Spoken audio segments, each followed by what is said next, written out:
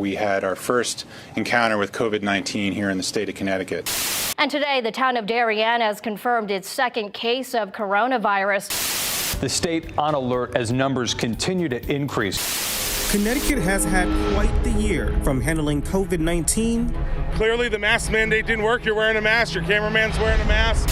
Nobody here would say, I want to be treated like black people are treating Americans. To protest demanding racial justice after the killing of George Floyd in Minneapolis. We're standing in solidarity with the protesters for George Floyd. These demonstrations have led to many things, one being Connecticut's police accountability bill, which is now law. The legislation has changed part of the law enforcement landscape here in the state, but some experts say we still have a long way to go in ending systemic racism and are calling for a reality check. People say Connecticut doesn't have this issue, and what I say to people is, look, Ferguson wasn't Ferguson until it was Ferguson. None of the places that we now know by name were what they were until the moment when something happened. The fact that you haven't had that kind of an explosion doesn't mean you don't have issues. State Senator Gary Winfield catching up with us after parts of the bill he authored were enacted in October. He says so far, right now we're waiting. Not much has changed. What I would say to people is be patient. We're looking at an entity that has existed for a long time, both in the country and in the state, and it's going to take a lot of time if we want to see cultural change for that to happen. The bill has had pushback from police unions across the state. Some calling the bill unfair and not allowing officers to effectively do their job. Eric Brown is a police union attorney in Connecticut. We spoke with him at the height of the Black Lives Matter movement this past summer and wanted to know how have police departments he knows adjusted since this bill has been enacted. His answer, not well. That police officers were not involved in the conversation about how to address some of the problems with policing. And they feel like what's happened is they've been blamed and they're ultimately being punished and handcuffed in how they can do the job. Brown says no officer he knows stands by what happened in Minneapolis with George Floyd. He notes a serious disconnect with policymakers and police, which led to what he calls reasonable pushback. The truth is that many police officers in this state are dealing with very bad people that you never have to run across on a day-to-day basis, and I never have to run across on a day-to-day basis. But they deal with them every day in highly volatile situations. That's the reason why Brown says the bill lacked understanding of what officers go through. With policymakers not taking that into account, paired with a lack of increased training and a lack of funding, it creates a vicious cycle. So what happens is there's a circle of blame when things go wrong, but there's no acknowledgement of failures on the policy-making side that could have prevented bad things when they happen. We are there to do a job, and that job sometimes it tells us to do things that some people don't like. But over the course of time, I think what you will see is as people come in, and this is just what it is, this is ground zero for them, that they'll come in and they'll be used to it, and we'll move on. People like to tell me, well, in my community, we don't have this issue, right? Well, that's true, but the issue is not an issue of your community. And so don't center yourself in this. Listen to the people who are talking about the issue they have and respond to it. So I look at it and I feel like it's a very touchy topic. It's something very close to me just because it's something that I live in and day out. Through a windy walk, Alexander Richards Parnell of Meriden says growing up black has rules that are always in the back of his head. Where I'm consciously aware of my surroundings, aware of what I look like to other people, aware of how I sound and how I come off to other people, just because there's the stigma on the black man that they have to look a certain way, they talk a certain way, they're educated to a certain extent, a certain degree, and from a mental standpoint, it's tiresome. The case has touched off emotional debates about racial profiling of black men. Exactly what racial profiling is. It doesn't work. It's unconstitutional. You insult a black person without being a racist. That's just a question I think the minute that he went with lazy, he was using... Why are you saying black people are lazy? Richards Parnell says you could look no further than mass media on how racial profiling creates stereotypes, further making darker skin lethal. The images are just portrayed completely different.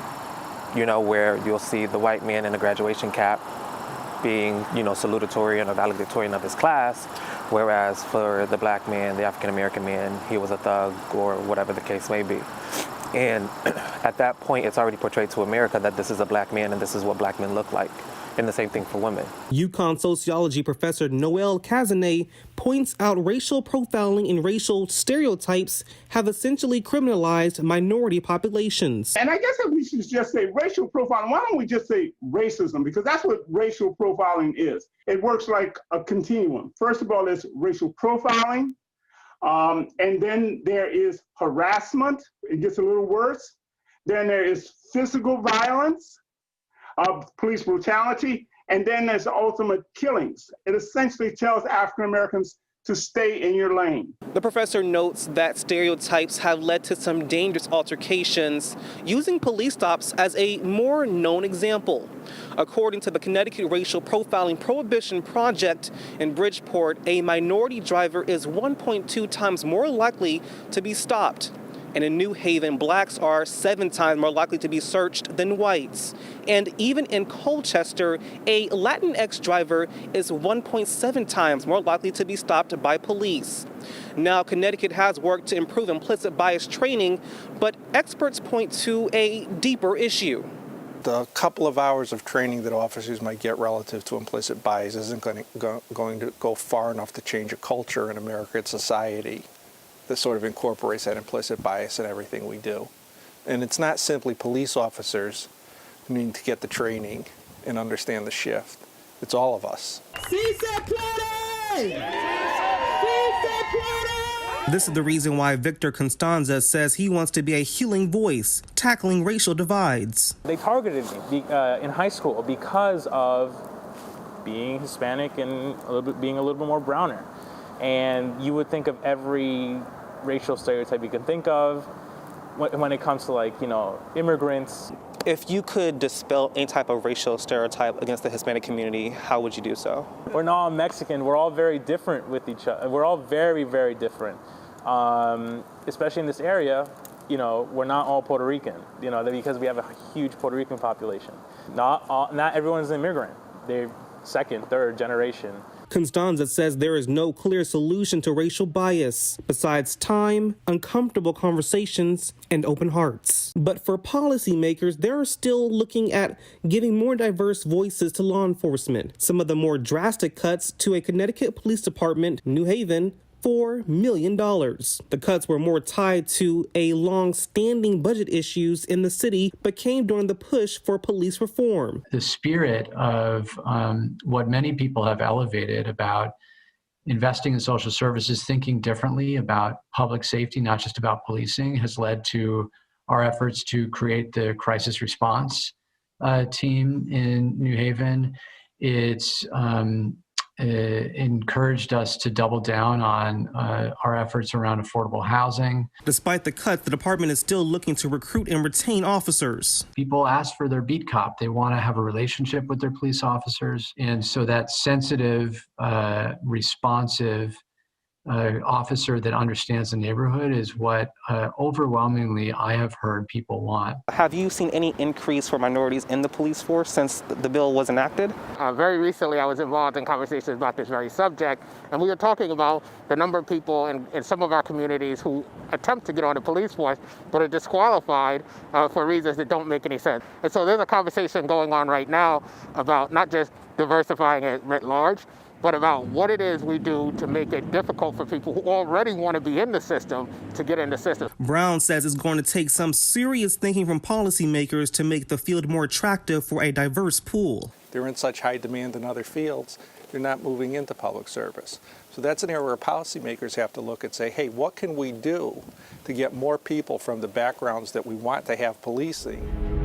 Despite all the pain and anger witnessed this summer, all the people we interviewed offer some hope for moving forward. We're all in the same boat. Immigrant, non-immigrant. I feel very hopeful about the path forward. That we need to recognize racism for what it is. For the young people, for you to get involved inside the system because they have a different perspective. We have to realize we're all one community. Stand up and testify and voice their concerns and help state what they think is the direction forward for our community. Talking about race and issues with race relations is never easy. We at Fox 61 hope that you at home can have these tough conversations and check any racial biases you may have, no matter the skin tone. We know that this year has been challenging and stressful, but we want everyone to remember that we are one nation and can only get through this together. This has been Living in Color with Brian Ditlake with Fox 61 News.